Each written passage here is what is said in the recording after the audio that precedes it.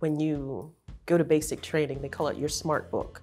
So it's supposed to have everything in that book, from how to wear your uniform to chain of command and things like that.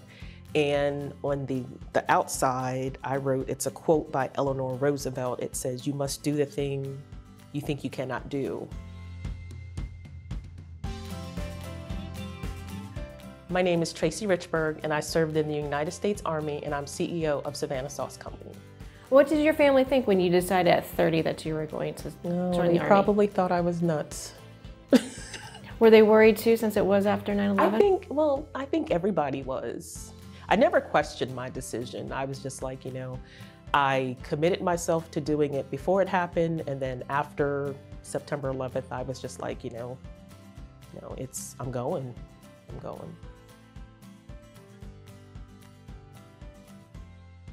Me and my husband, we were thinking about operating a medical corporate wellness drug testing franchise.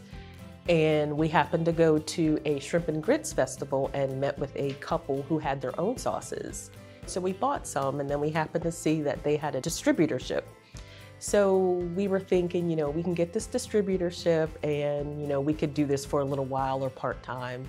And then that part-time business ended up being our full-time business. So it's not necessarily what I had planned on doing, but it's what I'm doing now, and I love it. So what is your favorite of all of your? It would probably have to be the frog jam, and that's made with the figs, raspberries, orange, and ginger. You can use that to make sandwiches, to make cakes, to glaze chicken. There's just so many things that you can do with it. And it's just a good point when you have a big cardboard board with a frog on it that says, "Ask me about our frog jam," and everyone thinks it's made out of frog. So then they come over there and then, then they gotta taste it, and then they buy it. And So how long was the transition from this is something I'm doing on the side to this is the full-time gig? It was about a year. It was about a year. It was a big adjustment from having that regular steady income to not. There were many times when I thought about just going back to a full-time job.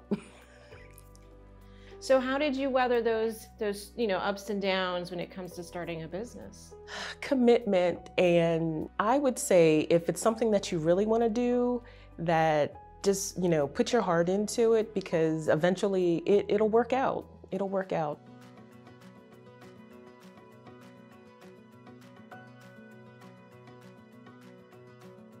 I have a brain tumor. So back in the end of 2018, I was diagnosed. So I did some radiation treatment, so it kind of curtailed or slowed me down for a little while. There's always going to be, adverse situations.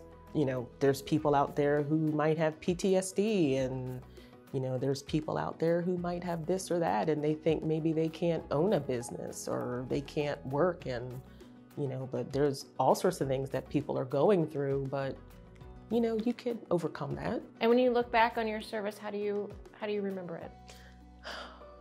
One of the greatest times of my life. I have nothing but good memories.